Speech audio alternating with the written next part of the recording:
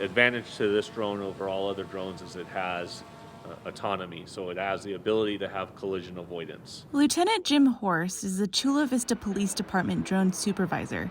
He says the station has been using nearly 24 autonomous small drones, like this one, and larger ones to assist law enforcement.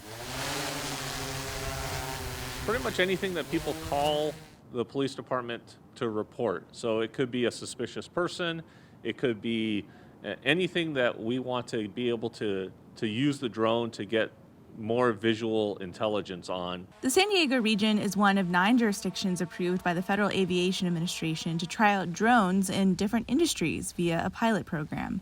That's how Chula Vista PD has been testing out these machines.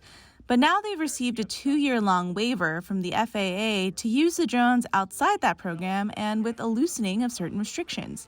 Now they can fly the small drones outside their line of sight. Horse says the department sees drones as a de-escalation tool.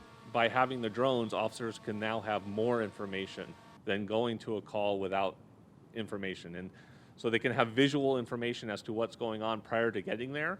They can make a better decision on how to handle that call. In fact, the police department has an online tracker program that shows how many drone flights resulted in fewer police patrol squads being sent out.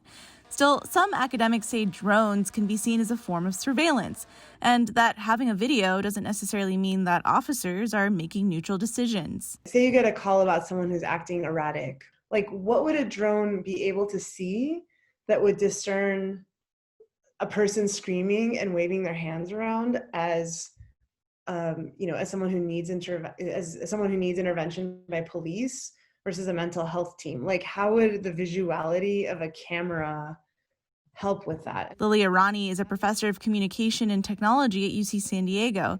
She says even if officers are using video to see whether a situation is dangerous, human bias doesn't just go away. Okay, what kind of visual symbols are you going to look for to discern the difference between dangerous and non-dangerous? Lieutenant Jim Horse says the drones are intended to reduce the likelihood of unnecessary escalation, but he says even with tech, there's, of course, always human error.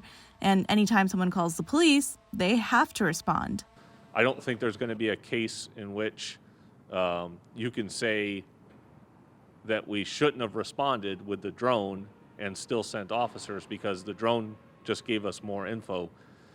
The officers responding are still going to be held accountable for whatever decisions they make. Data on where the drones go is online. Horse says the video itself is kept secure and treated as evidence, much like body camera video is. And it can be requested by the public and will go through courts if necessary.